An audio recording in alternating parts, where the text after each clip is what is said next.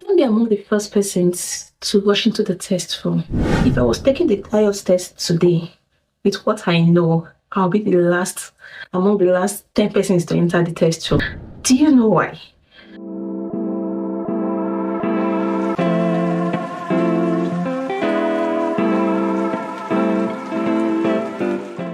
The first tip we'll be looking at has to do with the day before the test. Like I always say, the success of your test day starts from the day before. Do not physically and mentally exhaust yourself on the day before your test. Don't go ahead doing all the serious tasks and work you have to do, or don't go ahead stressing yourself mentally by trying to study, watch all the YouTube videos, read all the books about IELTS on the eve of your test. You're supposed to have a wonderful, non-stressful day, a restful day, if possible. If it's possible for you, you should even take the day off work. If it's possible, do take the day off work so you just relax yourself on that day. You may want to do some light reading, and that's totally fine. On the eve of my test, I caught myself asking, when do you use yours sincerely or yours faithfully in a letter? Like, I know this thing, but I was just having that confusion in my head on the eve of my test, and I quickly flipped up and checked when to use yours faithfully, yours sincerely. That's fine. You can do light reading. These are not cluttered. You can check them up quickly, but it's not a time to do heavy reading and studying.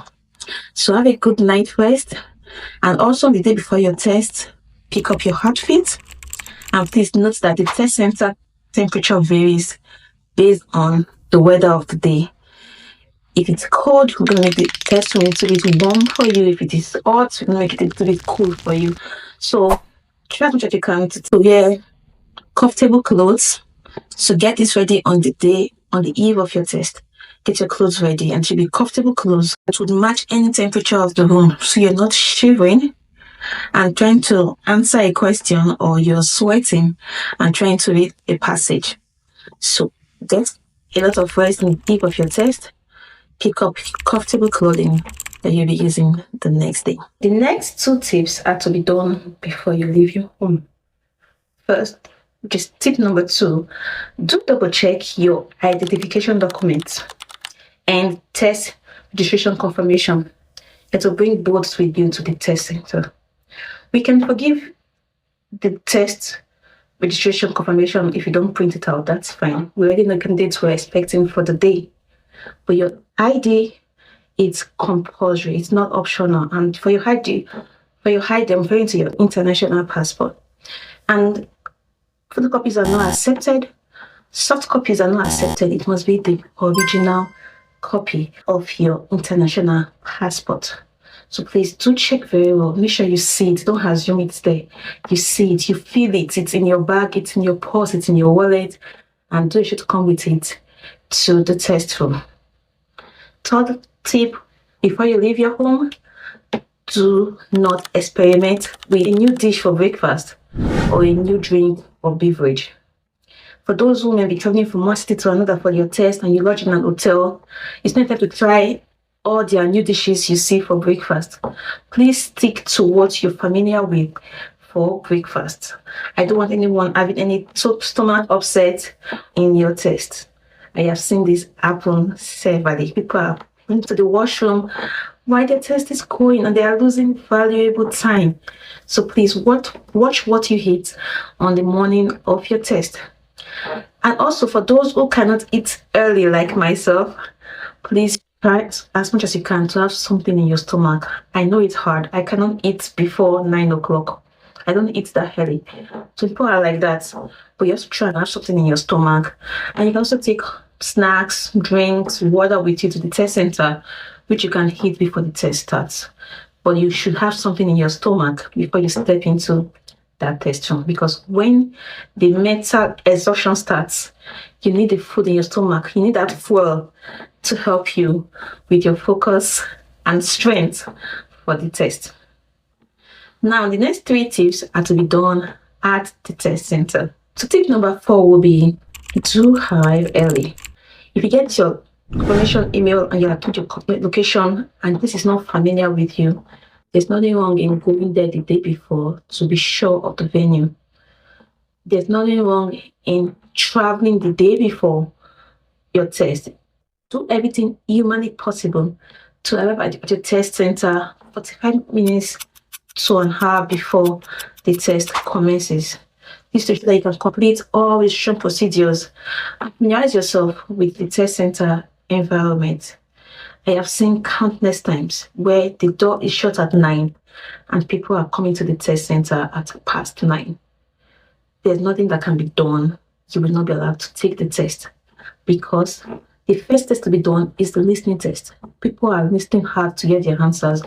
We won't allow any latecomer distract or disturb those already taking the test. So you come into the test center, you will be sent back.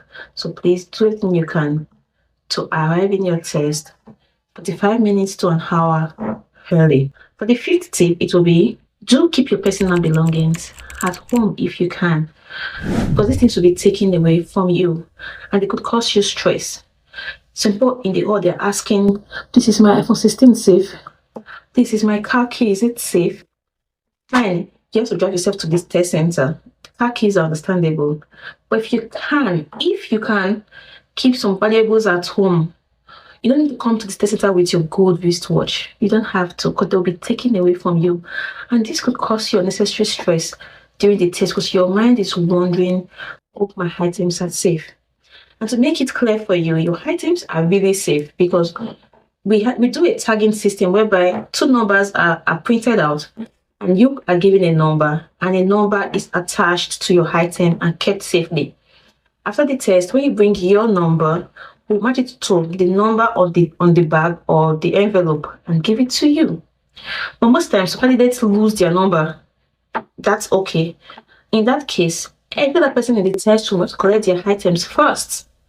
We cannot attend to those who have lost their numbers. But just know that we've tried all our possible best to keep your items safe. And so it shouldn't be a cause of stress to you on your test day. But if you know you're still going to stress about it, your items are very valuable to you, it's better you just keep them at home so you don't panic about, hope my items are safe, hope my iPhone 16 phone screen is not broken, hope somebody has not stepped on my car keys. All of these things can cause a lot of distraction, which we do not need for the IELTS test. And the sixth tip will be, don't be among the first persons to rush into the test room. If I was taking the IELTS test today, with what I know, I'll be among the last 10 persons to enter the test room. Do you know why? The exams to start by 9. And for the large number of candidates to be admitted, they start by 7. For those who get to the test room first, they're going to be sitting down there, doing nothing for about 2 hours. Wow, that's a lot of time. Because people outside are being admitted, so the test cannot start, so you're going to have to wait. But how about if you stay outside a little while and you can eat some food? For those who could not eat breakfast, you call your loved ones for moral support. If you want to pray, if you're a religious person, you can say some prayers. You can use the washroom. And yes, talking about washroom, do ensure you use the washroom before stepping into that test room, because you might not be allowed to come out and use the washroom. And there's no washroom break time in the IELTS test. And you can never use the washroom when papers are being counted. So the only time you can use the washroom is when your test is going on. And if you do that, you're going to lose valuable, important time that we don't even have enough of. So as much as you can, use the washroom before you go to the test room. That's why if you go in very early, you spend 2 hours waiting for the finish admission, and the test is about 2 hours, 45 minutes. You're definitely going to be pressed before then. And I know you can go in with water. Water in the transparent bottle is allowed into the test room. But please, if you're not so thirsty, please don't drink the water because you're going to feel pressed and need to use the washroom and you're going to lose valuable exam time. So for those who don't watch my channel, they should rush to the exam hall and go sit down there for 2 hours. But you, my subscribers, no, we don't do that. We will chill, we will relax. And when the last people are entering, that's when we'll get into the hall. So we have a lot of time to relax ourselves. And note that the law about bedroom breaks may differ from center to center. But from my experience in Nigeria, there are no allocated washroom breaks in the IELTS test. The next tips are regarding when the test has begun. Before we go into them, please subscribe to my channel. If you're finding this useful, please like, share to all those who know who are taking the IELTS test, and please subscribe to my channel. And a big thank you to everyone who has subscribed so far. It means a lot to me. Thank you. Moving on to tip number 7, do manage your time effectively.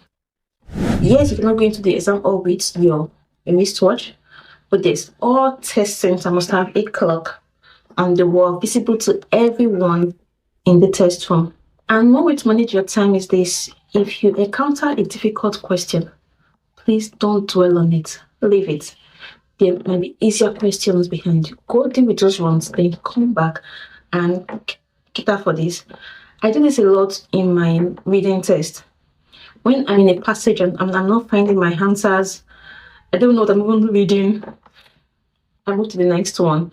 And sometimes you find some easy answers waiting for you at the end, maybe in the last session. So you go deal with those ones first and come back. But waiting on a question is not a good way to manage your time in the IELTS test. And when they announce that you have 5 minutes left, you have 2 minutes left, please ensure you fill all questions with an answer. If you have to guess, please guess. IELTS does not do negative marking, whereby you lose points for long answers. So ensure that number 1 to 40, something is written in there. Do this in the last moments of your exam when the exam is about to be stopped. For tip number 8, that will be do practice deep breathing in between your test session. It helps you to maintain focus and calm your nerves. Trust me, test day anxiety is real. Being in a room with lots of persons can first of all shake your self-esteem. You'll be like, what am I doing? Who am I? What am I doing here? You begin to doubt yourself. So as soon as you get into the test room, the listening test starts. And after the listening test starts, it's a time where papers are being collected and counted. Use those time before the reading test will commence to get yourself together. If you've missed some answers in your listening test, don't bother about that. It's gone, it's over, capiche. It's not coming back. So don't brood over the questions you missed. Look forward to the test that is coming ahead, either the reading or the writing test. If you want to take deep breaths, if you want to pray, if you want to say some words of affirmation, whatever it is that works for you, you know yourself, do it in between each section of the test to mentally charge you up for the test ahead. Tip number 9 would be to focus on your test once you get your questions. Don't get distracted by anyone or anybody in the hall. There are going to be a mix of persons in the test room. The tall, dark, and handsome. The beautiful, cute, and sexy. The rich, smelling nice, looking funky. Don't allow those things distract you. You're here for a test. Those 2 hours, 30 minutes or 3 hours are so important to your future. You can't be looking at somebody's wig or somebody's shoe when you're taking your test. So please do focus exactly on your test once you get your question paper. And also, apart from external distractions, you could also have internal distractions, drifting thoughts, thinking about, where do I go after my test? What do I eat after my test? Oh, what do I wear tomorrow to church? All of these drifting thoughts could impact your test. Mostly during this listening test, when the recording is being played and you are drifting. When the recording starts, what happens? You're still drifting and you'll miss some important answers that have been said in the recording. So please do focus solely on your performance. I just remembered an experience I had in one of the tests I was invigilating. A lady asked me to please go ask another lady what is the name of our wig. I was like, seriously? Are we here for weeks? So do stay focused on your test that you are here for. And the last but not the least, and the last tip for today is do employ the services of your IELTS invigilators. When I mean employ, I mean use them, ask them questions. Okay, They are there for you. They are trained to ensure you have a smooth, successful test day. If you need anything, don't think 1 second. Don't hesitate. Ask them for whatever you need. You don't have to, if you need a pencil or a pen or an eraser or something, you don't have to be doing, please do you have 2 pens? Excuse me, do you have a bio? No, you don't have to do that. Your IELTS Invigilator are there for you. Ask them for whatever you need. What you even need is outside it in your bag. You need your inhaler, you need your glasses, you need a drug, you need something. Don't stay uncomfortable, being shy or afraid to ask for help. Ask your IELTS invigilators for whatever you need. If you have any concerns, do speak with an IELTS invigilator so you can focus and not be distracted during your test. I hope these tips help you in having a successful test day. If I were to go back 5 years from now and advise my younger self about our test day, these are the tips I'll give my younger self, and I hope they do help you achieve your desired IELTS band. Before we go, if you're taking your test anytime soon, is it in March, is it in April, is it in May, June, July, August, September, please drop your test date in the comment section. Let's give you lots of love, lots of goodwill messages, and lots of moral support. I am rooting for you, and good luck in your IELTS test.